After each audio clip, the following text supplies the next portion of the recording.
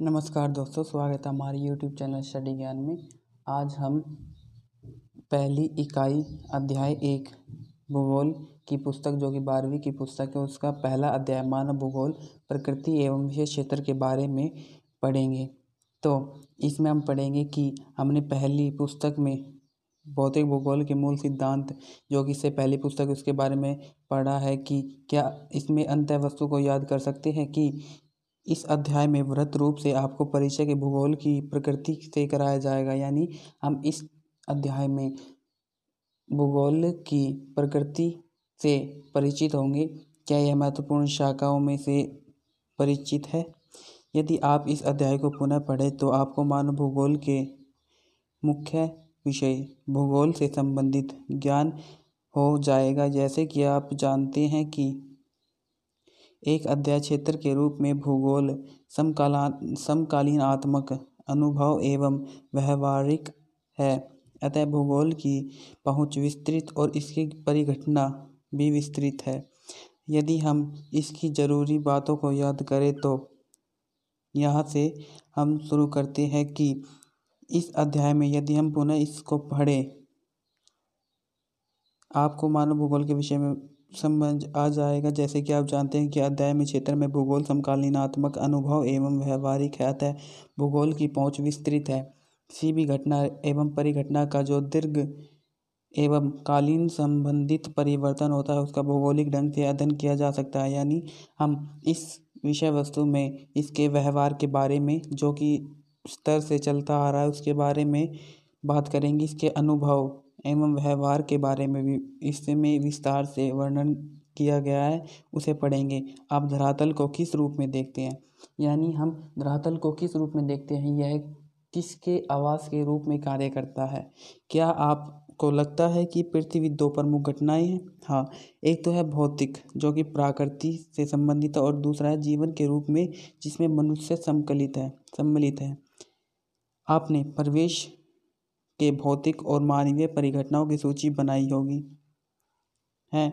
इसमें आगे कहा गया है कि भौतिक भूगोल भौतिक पर्यावरण का अध्ययन कराता है। यानी भौतिक जो कि हमारे आसपास का वातावरण है, जिसमें चट्टानें जो भी है, जैव विविधता पर्यावरण है, उसमें जो भी चीज़ है जैसे नदी, घाटी, जंगल, मैदानी क्षेत्र, जो भी सब कुछ इसमें भौतिक भूगोल में सम्मिलित है। भौतिक पर्यावरण वो पर्यावरण होता है जो हर चेंज में आता रहता है। तो इसमें बताया गया है कि और मानव भूगोल भौतिक प्रकृति एवं मानवीय जगत के बीच संबंधों का, मानवीय परिघटनाओं का स्थानिक विवरण तथा उनकी परिघटनाओं के कारण एवं विषय के विभिन्न भागों के सामाजिक और आर्थिक विभिन्नताओं का अध्ययन कराता है। इसमें कहा गया है कि मानव भूगोल हमें हमारे आसपास की वस्तुएं जिसे हम अपने प्रयोग के लिए यूज में लाते हैं उसका हम प्रयोग करते हैं अपने जीवन में। हमारी कुछ सफलता प्राप्त करने के लिए, प्रौद्योगिकी के लिए, कुछ भी सब चीज़ के लिए हम जिस चीज़ का प्रयोग करते हैं हम वो प्रकृति से लेते हैं। आगे बताया गया है कि आपको इस अध्याय में पहले ही बोध हो गया होगा कि एक विषय के रूप में भूगोल मुख्य सरोकार पृथ्वी को मानव के घर के रूप में समझना है। इसमें कहा गया है कि हम इसमें पढ़ेंगे कि इसमें चर्चा करेंगे कि जो मानव भूगोल है, पृथ्वी है वो मानव भूगोल के आवास के रूप में कार्य करता है तथा उन सभी तत्वों और अध्ययन कराता है जिन्होंने मानव को पोषण किया हो। अतः प्रकृति और मानव के अध्ययन पर बल दिया गया हो। आप अनुभव करेंगे कि भौतिक भूगोल में देवतावाद आया है और आशा के व्यक्त तर्क वितर्क आरंभ हो गए हैं। क्या इस एक विषय के रूप में भूगोल को नियम बनाने, सिद्धांतीकरण यानी सिद्धांतों पर चलने वाला, या विवरणात्मक यानी विवरण हर चीज़ को सारणी में प्रस्तुत करने वाला, या फिर भाव चित्रात्मक यानी भावनाओं के चित्र के रूप में प्रस्तुत करने वाला होना चाहिए? क्या इस विषय वस्तु में व्यवस्थित किया जाना चाहिए और इसके अध्ययन के उपागमों प्रादेशिक एवं क्रमबद्ध होने चाहिए? यानी एक दूसरे से सभी मिले जुले होने चाहिए या इससे अलग अलग की परिघटनाओं को हम सुनिश्चित कर सकते हैं। आगे बताया गया है कि यह बौद्धिक अभ्यास के मुद्दे रहे हैं। अंततः आप मूल्यांकन करेंगे कि प्रकृति के बीच वैध देवता नहीं है, क्योंकि प्रकृति और मानव वाणिज्य तत्व और उन्हें आपस में जोड़ने का कार्य करते होंगे।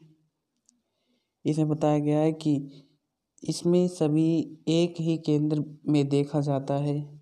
यह जानना रुचिकर है कि भौतिक भूगोल मानवीय परिघटनाओं का मानव शरीर की रचना वैज्ञानिक प्रतीकों का प्रयोग करते हुए रूपकों के रूप में कार्य करता है। हम देखते हैं कि मानव भूगोल में जो भी चीज़ है हम उसे किसी न किसी चीज़ से संबंधित समझते हैं। जिस प्रकार इसमें आगे बताया गया है कि हम मानव भूगोल हम सामान्यतः पृथ्वी को एक रूप के रूप में देखते हैं, यानी पृथ्वी गोल है, हम इसे रूप के रूप में देखते हैं। तूफान इसकी आंखें हो गई है, और इसके आगे बताया गया है कि नदी इसका मुख हो गया, और हिमनद इसकी नाक हो गई। तो इसमें बताया गया है कि जलडमरू मध्य जो कि एक कुंज हो उसे ग्रीवा और मृदा की परिच्छेदिकाओं का वर्णन किया गया है। इस प्रकार प्रादेशिक गांव नगरों का वर्णन जीवों के रूप में किया गया है। इसमें बताया गया है कि जो शरीर में कोशिकाएं, सेल्स वगैरह सब कुछ होती है उसका हम गांव नगरों के रूप में देखते हैं। इसमें मानवीकरण के रूप में प्रस्तुत किया गया है। जैसे कि जर्मनी के भूगोलवेत्ता ने राज्य देशों का वर्णन जीवित जीव के रूप में करा है। सड़कों, रेल मार्गों और जल मार्गों को जाल के रूप में, जो कि धमनियों के रूप में वर्णन किया गया है। क्या आप अपनी भाषा में ऐसे शब्दों को, अभिव्यक्तियों को एकाग्रित कर सकते हैं? अब मूल प्रश्न उत्पन्न होते हैं कि हम क्या प्रकृति और मनुष्य को पृथक कर सकते हैं, यानी हम प्रकृति और मानव को अलग अलग कर सकते हैं या नहीं। यह सोचने योग्य बात है कि यदि हम मनुष्य को प्रकृति से अलग कर दे तो प्रकृति अपना विकास सुनिश्चित करेगी या अपना विकास आगे जारी रखेगी, या फिर उसका विकास रुक जाएगा। इससे मानव पर इफेक्ट जरूर पड़ेगा। यदि मानव प्रकृति की चीज़ों का प्रयोग न करे तो उसे हानि होगी, वह अपना विकास नहीं कर पाएगा और वह समय चलता रहेगा पर मनुष्य वहीं का वहीं रह जाएगा। आगे बताया गया है कि मानव भूगोल की परिभाषाएं क्या क्या है। रेडजेल जो कि एक विद्वान है, उन्होंने मानव भूगोल का निर्माण किया था। इन्होंने बताया है कि मानव भूगोल मानव समाज और धरातल के बीच संबंधों का संश्लेषित अध्ययन है। यानी मानव भूगोल मानव का जो समाज है, यानी एक छोटा परिवार, उसे धरातल के बीच इन सब का संबंध ही मानव भूगोल के संश्लेषित अध्ययन से संबंधित कराया जाता है। इसमें आगे बताया गया है कि ऊपर दी गई परिभाषा में संश्लेषित पर जोर दिया गया है, यानी इसमें उसके पृथक न होकर एक होने पर जोर दिया गया है। इसमें आगे बताया गया है एलन सी सैम्पल जो कि इनकी एक शिष्या थी, उन्होंने भी एक अपनी परिभाषा दी है कि मानव भूगोल अस्थिर पृथ्वी और क्रियाशील मानव के बीच परिवर्तनशील संबंधों का अध्ययन है। पृथ्वी तो अस्थिर है, यानी यह 24 घंटे घूमती रहती है, और क्रियाशील मानव यानी निष्क्रिय न होकर क्रियाशील मानव, हर काम में पूर्ण रूप से सहयोग देने वाला मानव, और पृथ्वी के बीच परिवर्तनशील यानी उसमें कुछ परिवर्तन हो, इन दोनों के बीच संबंधों का अध्ययन कराता है। इसमें बताया गया है कि सैम्पल ने परिभाषा का संबंध गंतव्यता में महत्वपूर्ण मुख्य शब्द है।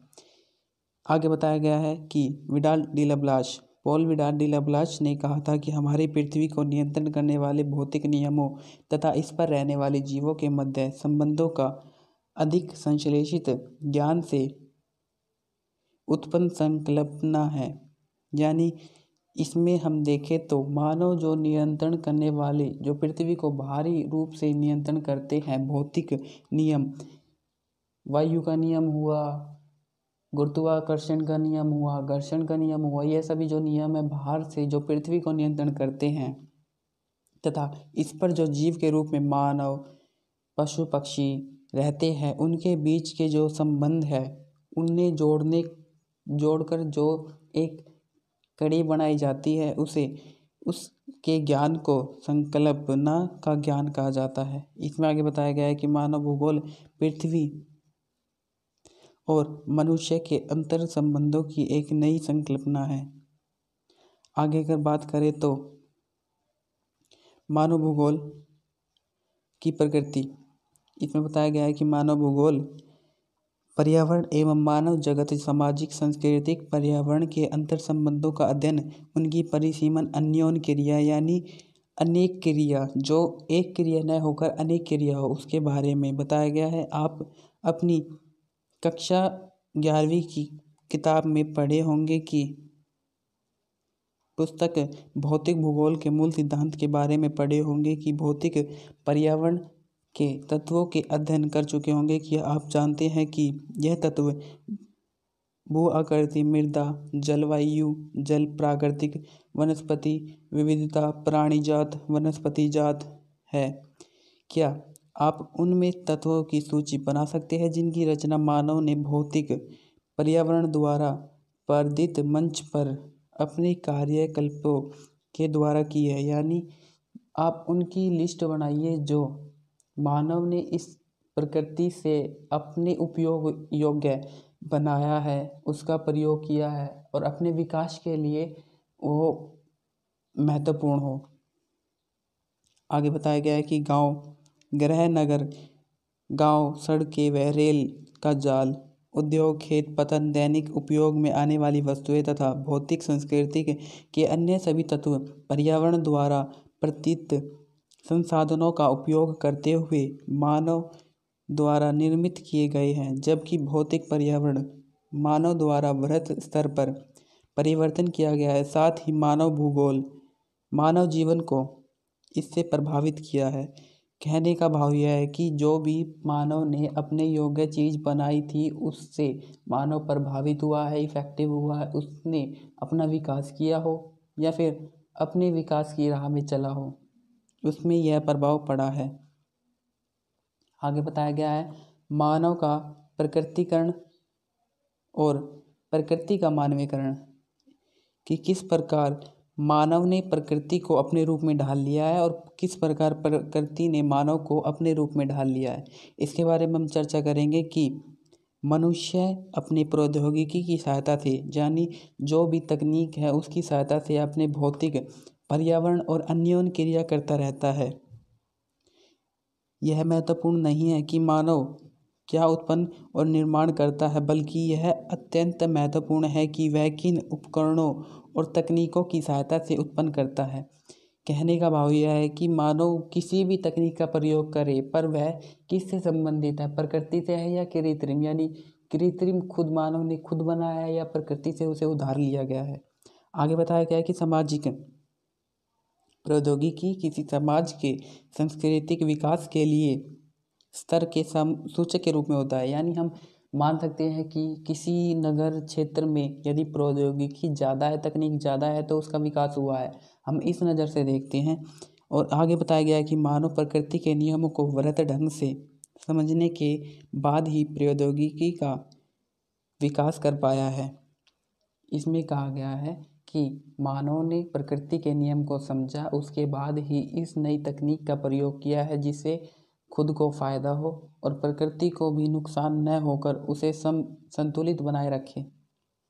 प्रौद्योगिकी का विकास कर पाया है। उदाहरणार्थ घर्षण और ऊष्मा को मिलने के बाद अग्नि की खोज हुई और इसने हमारी सहायता की। इसी प्रकार डीएनए और आनुवंशिकी की रहस्य को समझकर हमने अनेक बीमारियों पर विजय पा ली है। अधिक तीव्र गति से चलने वाले यान विकास करने के लिए हमने वायु की गति के नियमों का प्रयोग किया है। हम देख सकते हैं कि प्रकृति का ज्ञान प्रौद्योगिकी को विकास करने के लिए महत्वपूर्ण है और प्रौद्योगिकी मानव को पर्यावरण की बंदिशों पर कम करता है। यानी हम कह सकते हैं कि जो हमने अपने योग्य चीज़ बनाई है उससे हम प्रकृति पर विजय पाने में सफल रहे हैं। यह प्रकृति की जो भी बंदिश है उससे हमें आज़ाद कराता है। आगे बताया गया है कि प्रकृति पर्यावरण से अन्योन क्रिया का आरंभ किया की अवस्था में मनुष्य इससे अत्यधिक प्रभावित हुआ है।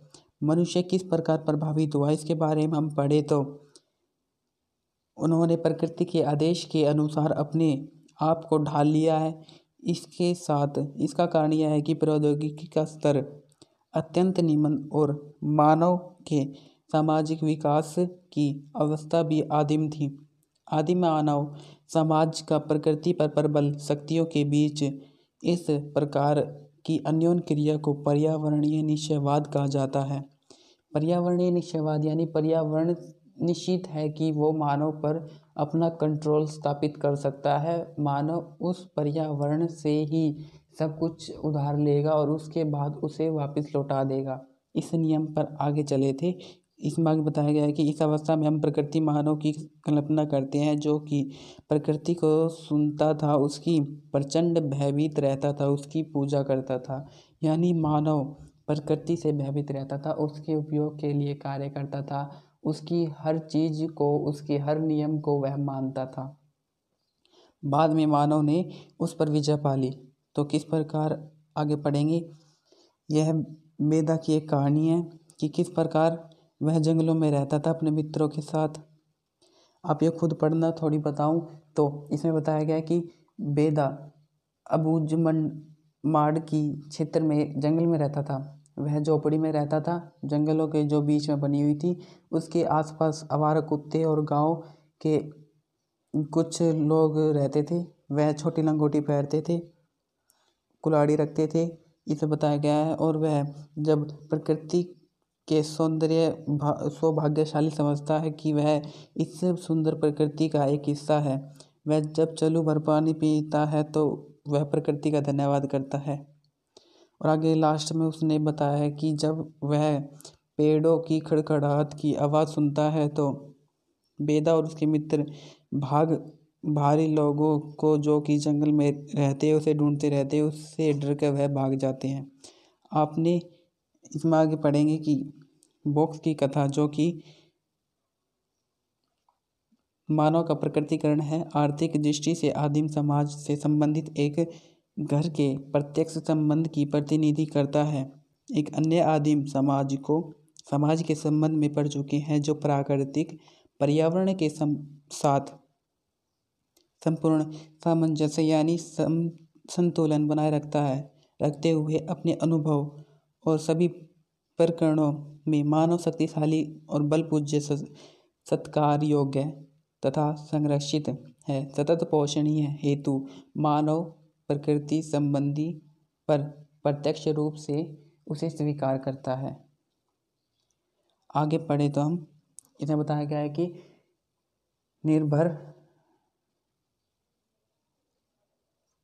वह निर्भर रहता है, प्रकृति पर निर्भर रहता है। तो समाज में भौतिक पर्यावरण उसमें माता प्रकृति के रूप में धारण कर लिया है। हम आगे पढ़े तो समय के साथ लोगों ने अपने पर्यावरण और इस प्रकृति पर बल को समझ लिया है। अपने सामाजिक और सांस्कृतिक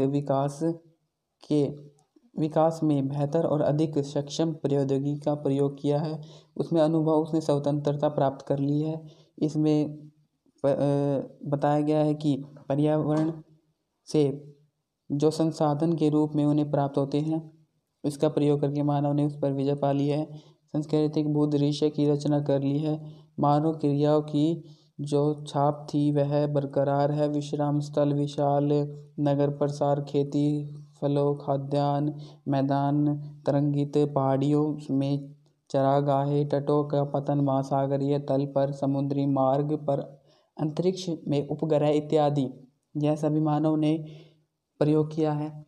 इसके बाद पहले के विद्वानों ने इसे संभववाद का नाम दिया, यानी संभव हो चुका है कि प्रकृति पर मानव ने विजय प्राप्त कर ली है, उसके नियमों को समझ लिया है। इसमें बताया गया है कि प्रकृति अवसर प्रदान करता है और मानव उसका उपयोग करके धीरे धीरे प्रकृति का मानवीयकरण हो जाता है तथा प्रकृति का मानवीय प्रसारण पर छाप छोड़ जाता है। अब हम पढ़ेंगे कि किस प्रकार कैरी नाम की एक औरत, वह ठंड के मौसम में रहते हुए भी सुबह 8 बजे, जो कि अंधेरी रात रहती है, 8 बजे भी ठंड के मौसम में वह जाती है। बाहर का जो तापमान है वह हिमांक तक है, 0 से भी नीचे, परंतु उसके कार्यालय का तापमान 23 डिग्री है। इससे उसने विजय प्राप्त कर ली। और इसमें आगे बताया गया है कि कृत्रिम रूप से जो उन्होंने कांच का एक विशाल गुम्बद बनाया है, उस गुम्बद से बर्फ तो अंदर नहीं आती, परंतु जो सूर्य का ताप है वह सुविधाजनक अंदर आ जाता है और वहाँ प्रकाश संश्लेषण से वहाँ ग्रीन गैस जैसा कुछ बनाकर उसमें ये सूरज की रोशनी तो एंटर कर देते हैं, परंतु वह रोशनी की जो गर्माहट है वह बाहर नहीं जा पाती। इस कारण इस गुंबद में गर्मी बनी रहती है। इसमें आगे बताया गया है कि किस प्रकार वह दिल्ली तक, विदेश में बैठे बैठे दिल्ली तक के सहकर्मियों से कंप्यूटरिंग नेटवर्क से जुड़ी रहती है। प्राय लंदन से सुबह उड़ान लेती है और शाम को अपने मनपसंद टेलीविज़न सीरियल देखने के लिए समय पर वापस आ जाती है। तदपि कैरी 58 वर्ष की है, फिर भी वह अन्य विश्व के अन्य भागों में 30 वर्ष के लोगों की तरह युवा दिखाई देती है। वह भी प्रकृति पर विजय प्राप्त करने के बाद हुआ है। क्या आपको लगता है, क्या आप कल्पना कर सकते हैं कि ऐसी जीवन शैली कैसे संभव है? यह प्रौद्योगिकी है जिसके ट्राइडेम्स के लोग, वह उन जैसे अन्य प्रकृति द्वारा आरोपित अवरोध पर विजय पाने के लिए सक्षम हुए हैं। क्या आप अन्य विषय के दृष्टांतों को जानते हैं? उदाहरण देकर बताइए, यानी आपको ऐसे कोई और उदाहरण बताने हैं जिस प्रकार मानव ने प्रकृति पर विजय प्राप्त कर ली है। और एक में आगे बताया गया है कि भूगोल वेदा ग्रिफिथ टेलर ने एक नई संकल्पना दी प्रस्तुत की थी, जो कि थी पर्यावरणीय निश्चयवाद या संभववाद के बीच की मार्ग को परिलक्षित करती है, दर्शाती है। उन्हें इसे नव निश्चयवाद अथवा रुको और जाओ का नाम दिया। आप में से जो नगर में रहते हैं, जो नगर देख चुके हैं, जरूर जानते होंगे कि चौराहे पर यातायात को नियंत्रण करने के लिए ट्रैफिक लाइट लगाई जाती है। उसमें दिखाया गया है कि लाल बत्ती का अर्थ होता है रुको। एम्बुलेंस जो कि एबल्स जो कि पीली बत्ती होती है और लाल बत्ती के बीच, हरी बत्ती के बीच रुककर तैयार रहने को तैयार रहती है। और हरी बत्ती का अर्थ होता है जाओ, यानी उसके बीच की जो संकल्पना होती है, जिस प्रकार हम देखते हैं लाल, हरी और पीली, इसका मतलब है रुको, इसका मतलब है जाओ। इसके बीच की जो परिसीमन होती है पीली बत्ती, उसमें रहता है कि चलने के लिए अभी तैयार हो जाओ। तो इसमें इस ही सिद्धांत का बताया गया है कि अभी प्रकृति का उपयोग करो, फिर रुको, फिर जाओ, यानी प्रकृति का जितना उपयोग करना है उसके बाद करो, उसके बाद उसका रुक कर जब वह दोबारा उत्पन्न हो तो उसका प्रयोग करो। उसका लगातार हनन करने से उसका विकास दोबारा नहीं हो पाएगा। इसमें आगे बताया गया है कि इसका अर्थ प्रकृति के नियमों का अनुपालन करना हमारी प्रकृति पर विजय का लाल संकेत प्रत्येक प्रत्युत्तर देना होगा। जब प्रकृति रूपांतरण और स्वीकार कर देती है तो हमारे विकास के प्रयत्न आगे बढ़ जाते हैं। इसके तात्पर्य है कि सीमाओं को जो हानि न हो संभावना उत्पन्न करते हैं। अंधाधुंध रफ्तार से जो हम वृक्ष काटते हैं उसकी रोकथाम होगी। विकास अवस्थाओं में अर्थव्यवस्थाओं में के चलती मुक्त हो जाएगी। परिणाम स्वरूप हरित गृह प्रभाव, ओजोन परत, अवक्षय, भूमंडलीय तापन पीछे हट जाएगा। हिम नदियाँ निम्नीकरण भूमियों या नवनिश्चयवाद संकल्पना ढंग से एक संतुलन बनाने का प्रयास करती है जो संभावनाओं के बीच अपरहित होती है, अपरहित चयन करती रहती है। इसे देवतावाद को निष्फल कर दिया है। अगर हम आगे पढ़े कि सफल समय के गलियारे से मानव भूगोल, तो इसमें बताया गया है कि किस प्रकार मानव ने प्रकृति के नियंत्रण को सुचारू रूप से जारी रखने के साथ साथ उस पर विजय भी प्राप्त कर ली है। तो इसमें बताया गया है कि पर्यावरण के अनुकूल संयोजन की प्रक्रिया, इसका रूपांतरण पृथ्वी की धरातल पर विभिन्न परिस्थितिकरणीय रूप से पारिस्थितिकीय निकेत में मानव के उद्भव आरंभ हुआ है। इस प्रकार यदि हम पर्यावरण और मानव की अन्योन्य क्रिया से मानव भूगोल के प्रारंभ की कल्पना करें तो इसकी जड़ें इतिहास में अत्यंत गहरी है। इसमें बताया गया है कि यदि हम इस भूगोल की इतिहास के बारे में चर्चा करें तो इसकी जो इतिहास है वह इतिहास के ही पाँव में दबे हुए, यानी यह बहुत ही पुरानी बात है जो मानव ने अन्योन्य क्रिया, अनेक क्रिया का उपयोग कर मानव ने समय को अपने नियंत्रण में न रखकर प्रकृति को नियंत्रण में किया है, उसके बारे में बताया गया है। इसमें बताया गया है कि आगे कि एक दीर्घकालीन संभावना पाया जाता है, तथापि समय के साथ इस सुस्पष्ट देखा जा सकता है। करने के लिए उपागमों के परिवर्तन किया गया। उपागमों में यह गंत्यात्मक विषय के परिवर्तनशील प्रकृति को दर्शाता है। पहले विभिन्न समाज के बीच अन्योन्य क्रिया नगण्य थी, एक दूसरे के बारे में ज्ञान सीमित था। यात्री और अन्वेषक यात्री क्षेत्र के बारे में सूचनाओं का प्रसार किया करते थे। नौ संचालन संबंधी कुशलताएं विकसित नहीं हुई हैं और समुद्री यात्रा खतरे में डाली है, खतरों से खाली नहीं थी।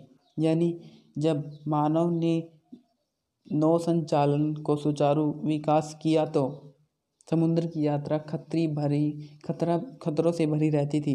15वीं शताब्दी में के अंत में यूरोप के अन्वेषक, जो कि सर्च करने वाले होते थे दूसरे देश, उसमें धीरे धीरे देश के लोगों ने विषय में मिथक रहस्य को जान लिया है, खुलकर शुरू कर दिया है।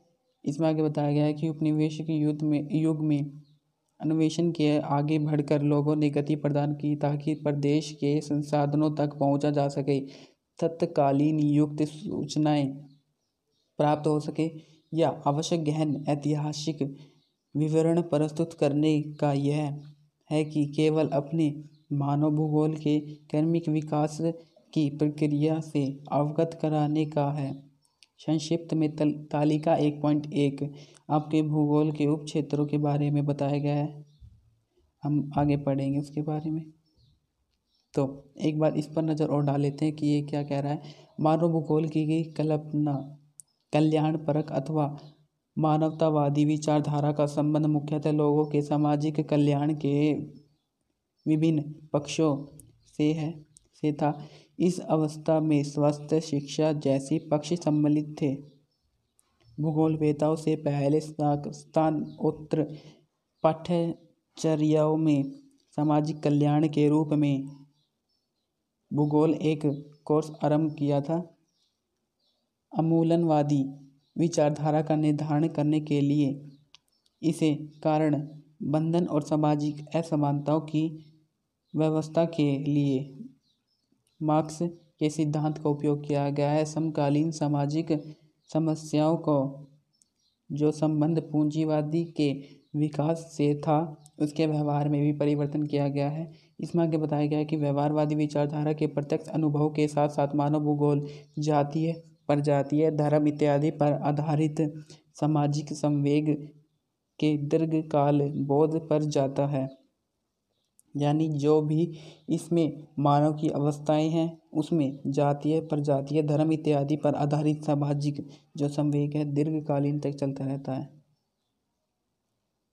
मानव भूगोल के क्षेत्र के बारे में पढ़ेंगे। मानव भूगोल के उप क्षेत्र के बारे में, मानव भूगोल उप क्षेत्र जैसे कि आपने देखा होगा कि मानव जीवन के तत्व तथा अंतराल जिसके अंतर्गत वह घटनाएं होती रहती है, उसके मध्य सबसे की व्याख्या करने के लिए प्रत्येक है कि इस प्रकार भूगोल की प्रकृति अत्यधिक विषम विषयकारी होती है। यानी मानव किसी एक विषय से जुड़कर नहीं बना। भूगोल अनेक विषयों का एक केंद्र है। इसमें आगे बताया गया है कि पृथ्वी तल पर पाए जाने वाले मानवीय तत्वों को समझने व उसकी व्याख्या करने के लिए मानव भूगोल सामाजिक विज्ञानों के सहारे लेना पड़ेगा। यानी यदि हम मानव समाज के बारे में चर्चा करें तो हमें मानव सामाजिक भूगोल के बारे में पढ़ना होगा। इसके साथ साथ घनिष्ठ पृष्ठभूमि विकसित करती है। ज्ञान के विस्तार के लिए उपक्षेत्रों का विकास होता है। और आगे बताया गया है कि और मानव भूगोल के साथ भी ऐसा ही अनुभव किया गया है। हम तालिका 1.2 ऊपर है उसके बारे में पढ़ेंगे। आप अनुभव करेंगे किया गया होगा कि यह सूची विशाल और विस्तृत है। यह मानव के विस्तृत परिमंडल को परिलक्षित करती है। उपक्षेत्रों के मध्य सीमाएं प्राय अंतर्व्यापी होती है, यानी जो कि सभी जो विषय है उसकी जो अंतिम सीमा होती है उसमें हर विषय के बारे में बताया जाता है। इस पुस्तक में अध्यायों के रूप में जो सामग्री दी गई है वह आपको मानव भूगोल के विषय में पक्षों के पर्याप्त एवं विस्तृत ज्ञान प्रदान करेगी, अभ्यास कराएंगी और प्रकरण अध्ययन उसकी विषय वस्तुओं को ध्यान से समझने के कुछ अनुभव दृष्टांतों को प्रदान करेगी। यदि हम पढ़ें इसकी तालिका तो बताया गया है कि आरंभिक अवस्था में जो उपनिवेश युग था उसके बारे में इसका उपनाम है अन्वेषण या विवरण। तो इसमें बताया गया है कि यह क्या है। इसमें बताया गया है कि साम्राज्यवादी और व्यापक रुचियों ने नए क्षेत्रों में जो खोजों और अन्वेषणों को प्रोत्साहित किया है। क्षेत्र एवं विषय विज्ञान कोशीय विषय भूगोलवेत्ताओं द्वारा वर्णन का महत्वपूर्ण पक्ष बना है। इसी प्रकार उत्तर औपनिवेशिक युग, उसके बाद अंतर युद्ध अवधि के बीच 1930 का दशक, 1950 के दशक के अंत तक और 1960 के दशक के अंत तक, इसी प्रकार आगे 1970 का दशक और 1990 का दशक और वर्तमान का दशक जो भी चल रहा है, दशक तो नहीं कहेंगे, जो वर्तमान समय उसे कह सकते हैं। इनके सभी के उपनाम भी दिए गए हैं और इस प्रकार इनमें क्या क्या घटित हुआ था उसके बारे में बताया गया है। ये आप खुद पढ़ लेना। आज की वीडियो बस इतनी ही थी। हमने एक वीडियो में पूरा अध्याय कंप्लीट कर लिया है। इसके बाद हम अगली वीडियो में आपको इसके क्वेश्चन बताएंगे कि कौन कौन से प्रश्न हैं। वीडियो देखने के लिए धन्यवाद।